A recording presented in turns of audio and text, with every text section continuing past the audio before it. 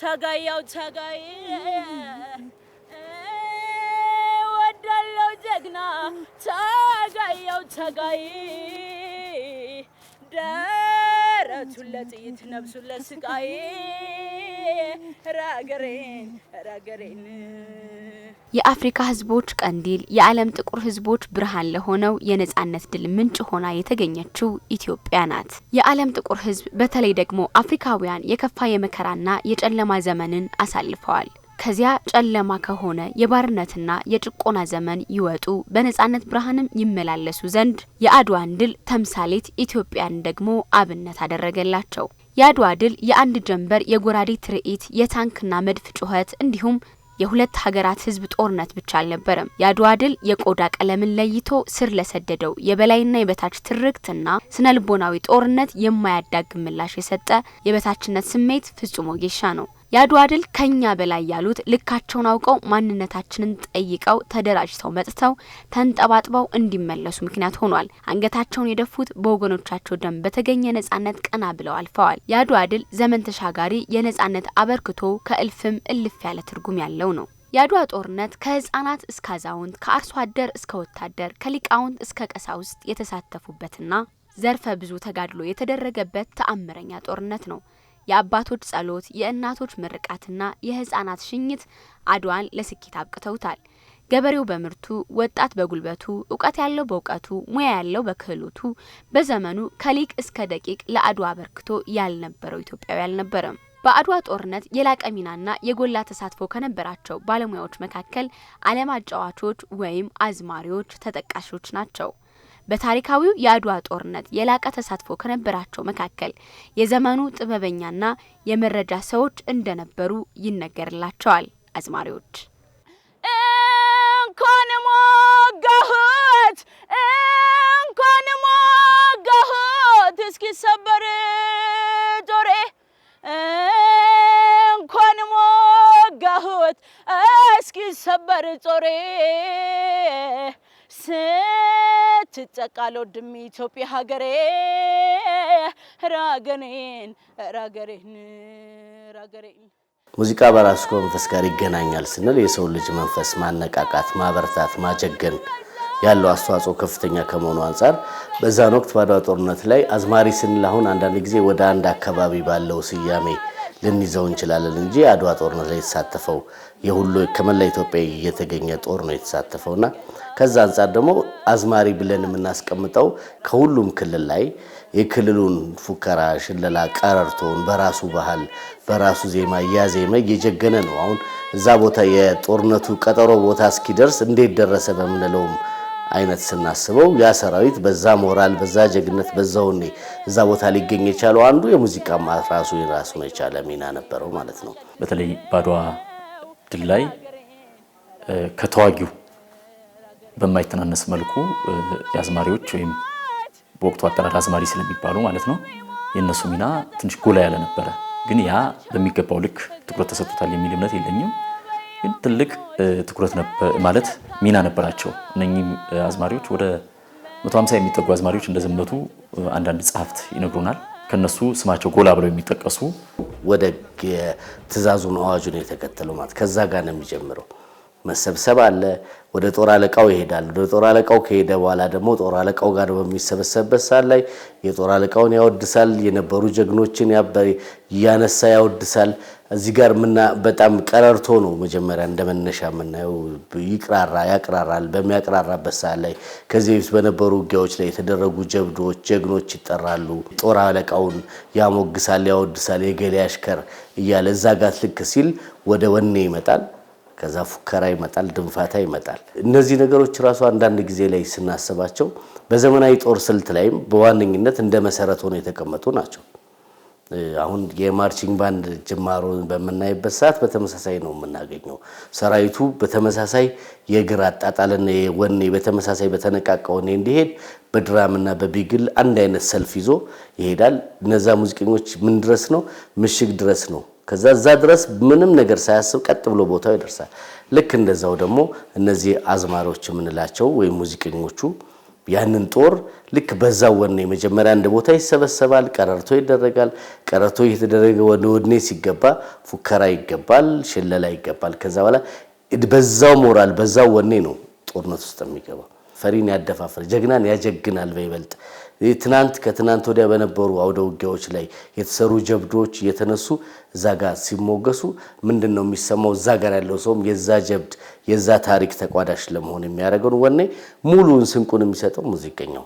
ከምናውቃቸው የባህል የሙዚቃ መሳሪያዎቻችን መካከል በተለይ አዝማሪዎች ከሚጠቀሟቸው የባህል የሙዚቃ መሳሪያዎች አንፃር ማሲንቆ ትልቁ ሚና ይወስዳል። አብዛኞቹ አዝማሪዎች ማሲንቆ ይጫወቱ ነበር። ከዛው እኩል እንደ ክራር የመሳሰሉ እንዲሁም እኛ የሪትም የሙዚቃ መሳሪያ ብለን የምንጠራቸው እንደ ነጋሪት፣ ከበሮ የመሳሰሉት ጥቅም ላይ እንደዋሉ በታሪክ የምናውቀው ሀቅ ነው ማለት ነው። በተለይ ማሲንቆ ዋናውን ሚና ይወስዳል ማለት ነው። ከነሱ እኩል ደግሞ ድምጻቸው፣ ምክንያቱም የሰው ልጅ የመጀመሪያ የሙዚቃ መሳሪያ የሚባለው ድምጽ ነው፣ ጉሮሮ ነው አይደለም። ስለዚህ እሱ በድምጻቸው ከመሸለል ከፉከራ እንዲሁም ከቀረርቶ ከመሳሰሉት እኩል ማሲንቆ ትልቅ ሚና እንደነበረው፣ በተጨማሪነት ክራር፣ እምቢልታ የመሳሰሉት ዋሽንት የመሳሰሉት የሙዚቃ መሳሪያዎች ጥቅም ላይ እንደዋሉ የሚታወቅ ሀቅ ነው ማለት ነው። ጎራውና ጎራውና ጎራውና ጎራውና ጎራውና ኢትዮጵያ ሀገሬን ኢትዮጵያ ሀገሬ ኩሪ ይገባሻል፣ የማያስደፍሩሽ ጀግኖችን ወልደሻል። ኧረ ሀገሬን ኧረ ወንዱናልኝ ኧረ ጀግናውናልኝ። ሙዚቃ ማለት አንድ የማንነት መገለጫ ነው። ባህል ማለት ማንኛውም ሙዚቃዊ ባህል የሌለው ማህበረሰብ የለም ደግሞ ስንል የራሱ ባህል የራሱ ሙዚቃ አለው ማለት ነው። ከዛ እዛ ጋር የሚዘምተው ሰራዊት የገሌ ሰራዊት ሲባል በራሱ ቋንቋ፣ በራሱ ሙዚቃ መሳሪያ፣ በራሱ ዘይቤ፣ በራሱ ግጥም፣ በራሱ ዜማ አወራረድ፣ በራሱ ስልተ ምት ያን ነገር ይሰማል። አልተገዛንም በቅኝ ግዛት። ሰው የራሳችን ካልቸር ነው ማለት ነው። ወደ ሌሎቹ ሀገራት ስትመጪ ግን ሞሮፍ የዌስተርኖቹ ኢንፍሉዌንስ አለ፣ የምዕራባውያን ለምን በቅኝ ግዛት ውስጥ ስለነበሩ ማለት ነው። ሰው የኛ ራሱን የቻለ ባህል ራሱን የቻለ ከቅኝታችን ጀምረሽ ከሙዚቃ መሳሪያችን ጀምረሽ የራሳችን ባህልና የራሳችን ትውፊት ነው የነበረን ማለት ነው። ከአድዋ ድል በኋላ የመጀመሪያ አንድ አሻራ ያለው ምንድነው? አድዋ ድል አዝማሪዎች አስተዋጽኦ እንደነበራቸው ሁሉ አድዋ ድልን ምክንያት በማድረግ አሁን ኢትዮጵያ ዘመናዊ ሙዚቃ የምንለውን ጅማሮ የሚነሳው ምንድነው? አጼ ምኒልክ አድዋን ድል ካደረጉበት ሞመንት ተነስቶ ነው። የሩሲያው ዛር ኒኮላስ 40 የነሐስ መሳሪያዎችን ነው ስጦታ የላከልን። የሙዚቃ መሳሪያ ነው የመጣው። ድል አድርገንም የድሉን ስጦታ ይመጣልን የመጀመሪያው የሙዚቃ መሳሪያ ነው የመጣው። አሁን ለዘመናዊ ሙዚቃችን እድገት አስተዋጽኦ አለው ምንለው ከዛ ያ ዘመናዊ ሙዚቃ ነው ወደ ወታደራዊ ክፍሎች ገባ። ለምን ወታደር ነው የሚጠቀመው ሙዚቃን በወቅቱም። አሁን የኢትዮጵያ ዘመናዊ ሙዚቃ የምንለውንም ጅማሮም ውልደቱም ወታደራዊ ክፍሎች ውስጥ ነው። ለምን ወታደር ሙዚቃ ስለሚያስፈልገው ወታደር ሙዚቃ ያስፈልገዋል ደግሞ ማለት የመንፈስ ስንቅ ያስፈልገዋል። ወታደር በራሱ ስለልቦናው ካልተገነባ ስለልቦናው ጠንካራ ካልሆነ የሀገር ፍቅር ስሜትን፣ ብርታትን፣ ጀግንነትን የጥንት አባቶቹን ወኔ የሚሰንቀው የማርቺንግ ባንድ፣ የወታደራዊ ኦርኬስትራዎች፣ የፖሊስ ኦርኬስትራዎች አንደኛው የመቋቋማቸው የመመስረታቸውም ዓላማ የአዝማሪዎቹ ሚና ይታሰብም ስለነበረ አስተዋጽኦአቸውም ጉልህ ስለነበረ ኦኬ ዘመናዊ ሰራዊት ሲኖረንም 1900 ላይ አብሮ በተጓዳኝ ዘመናዊ ሙዚቃ ክፍል እንዲኖረን ነው የተደረገው። በሌላ አነጋገር እነዛ አዝማሪዎች የምንላቸው በጥንት ዛሬ ላይ እኮ ዘፋኞች፣ ድምፃውያን ወይም ሙዚቃ መሳሪያ ተጫዋቾች የምንላቸው ማለት ነው በዘመኑ ቋንቋ። ስለዚህ ዛሬ ላይ እንዴት እየጠቀሱት ነው ብለን ስንል ጂጂ በዚህ ወይ ትልቅ ሚና አላት። ቴዎድሮስ ካሳሁን ወይም ቴዲ አፍሮ ማለት ነው በዚህ ወይ ትልቅ ስራ ሰርተዋል ብዬ አምናለሁ። በተለይ የእጅጋየሁ ሽባባ ወይም የጂጂ ሙዚቃ አድዋ ዛሬ ናት አድዋ ትላንት እያለች የምታዜምበት አድዋን ቅልብጭ አርጋ በ5 ደቂቃ ታሪኩን ነግራናለች። ጥቁር ሰው አልበም ስናይ ቴዲ አፍሮ በተመሳሳይ ከነክሊፑ ማለት ነው በተለይ እዛ ላይ ሆነን እንድናይ አድዋን እንድናሳውስ ያደረጉ ስራዎች ናቸው እነዚህ። ሌሎችም ስራዎች አሉ። በእርግጥ በደንብ ተሰርቶበታል። ይሄ ሌላ ጥያቄ ነው፣ ጥናት የሚፈልግ ነው። ለኔ ብትጠይቂ ግን አልተሰራበትም። ምክንያቱም አድዋ ግዙፍ ነው።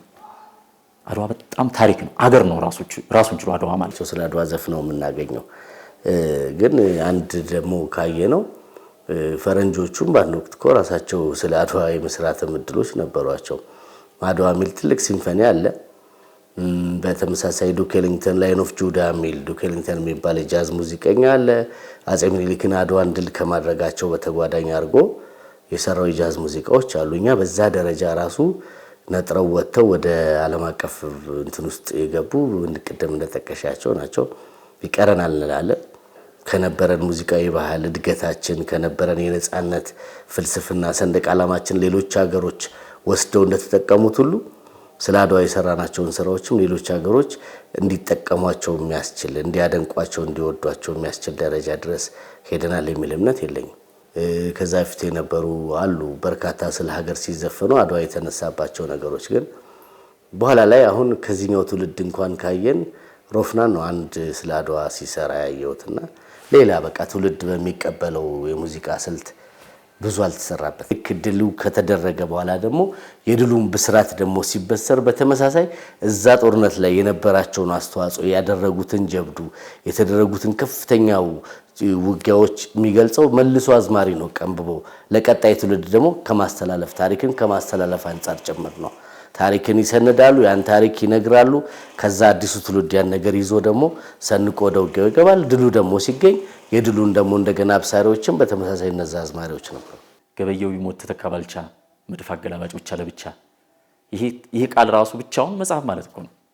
በሰዓቱ አንዱ ሲሞት አንዱ እየተተካ ውጊያውን ሲመሩ እንደነበረ ይነግሩናል። ባለፈም እንደገና ከዚህም ባለፈ እያንዳንዱን ነገር በውጊያው ላይ የሚከሰቱትን ነገሮች ወደፊት የሚመጡትን ነገሮች የተሰሩትን ታሪኮች እዛ ውጊያ ላይ የነበራቸው ሚና ግለሰቦቹ፣ መኳንንቱ፣ መሳፍንቱ፣ ተዋጊዎቹ የነበራቸው ሚና በታሪክ በግጥም መድብል በሁለት ስንኝ በሶስት ስንኝ በግጥም መልክ እየነገሩ ታሪክን ያቆዩልን ሰዎች ናቸው።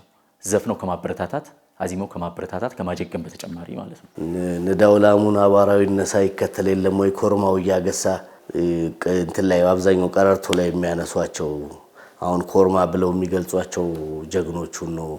አቧራ ይነሳ ሲሉ እዛ ጋር በቃ እየተጀመረ ያለ አውድ አለ፣ የሰፊ አውድ እሱን እንድናይበት ቪዥዋላይዝ የሚያደርጉት ነገር ነው።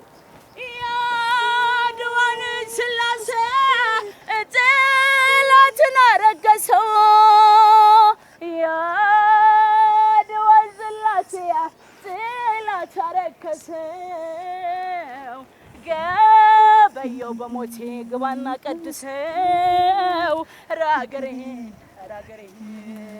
ምን ትላለች አዝማሪ ጣዲቄ? ወቅቱ ውጊያው ሊጀምር አካባቢ ላይ ጣሊያን እንታረቅ አይነት መልእክት ልኳል ለንጉሱ ማለት ነው።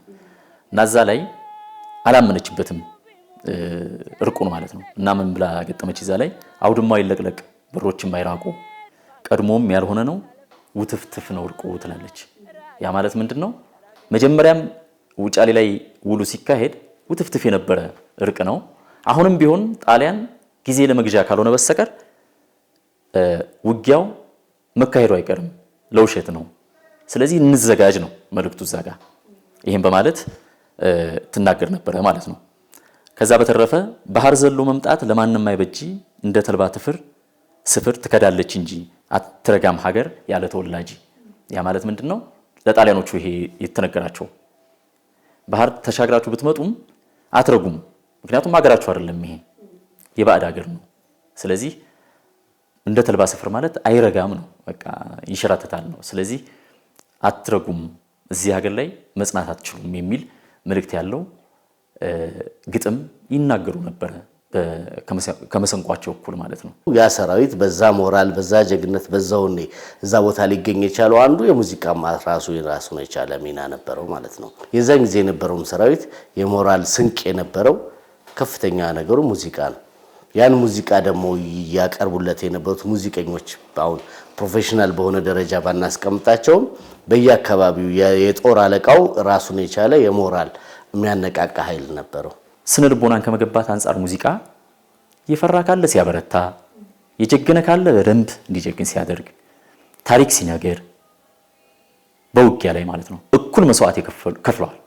ሙዚቃ አርት ወይም ጥበብ ለውጊያ ወይም ለጦርነት ከተዋጊው ከሚተኩሰው እኩል ከሚዋጋው እኩል ትልቅ ሚና አለው። ይህንንም ነው ሲያደርግ የኖረው፣ አሁንም እያደረገ ያለው እሱ ነው። የቅርብ ጊዜ ታሪኮቻችንን ብንመጣ ሲል ሙዚቃና ውትድርና አይለያይም። አሁን ባለን በእኛ ጄኔሬሽን በመጣልሽም ሙዚቃ ተቋም ነው። አሁን ይሄ እዚህ የመጣችሁበት ተቋም ትልቅ የሙዚቃ ተቋም ስለሚያስፈልግ ነው። ሚናው ትልቅ ስለሆነ ነው። በዚህ ደረጃ ነው አርት እንግዲህ ጀግናው ተሰብስቦ በየሀገሩ ከየክፍለ ሀገሩ ከሁሉም ከአራቱም የኢትዮጵያ ማዕዘናት መጥተው ተሰብስበው ወረኢሉ ላይ ከቶ ማለት ነው ጦሩ ወደ ውጊያ ሲሄድ ያንን ጦር ተዋጋ ለሀገርህ ነው ብትሰዋም ብትሞትም ለሀገርህ ነው የሚል መልእክት እያስተላለፉ አገር እንድትረጋ ከማድረግ አንፃር በጣም ትልቅ ሚና ነበራቸው።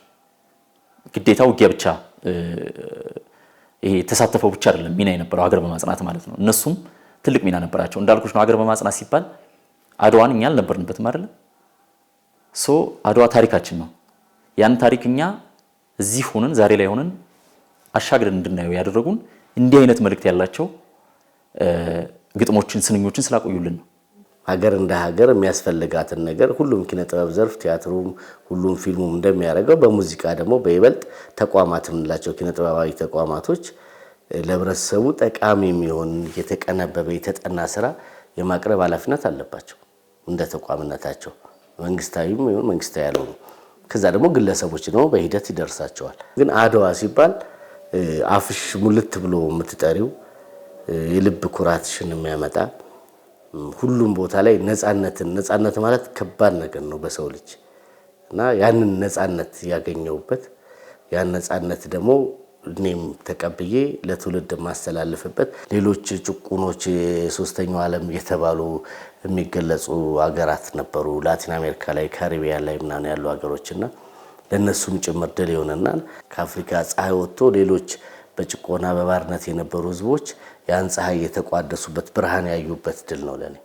ለጥቁር ህዝብ ነፃነት ለሆነው አይቻልምን በይቻላል ለቀየረው የታላቁ የአድዋ ድል ለ130ኛው ዓመት ማለት ነው የአድዋ ድል ለመላ ኢትዮጵያ ህዝብ አድዋ የጋራ ታሪካችን ስለሆነ በድጋሚ እንኳን አደረሰን።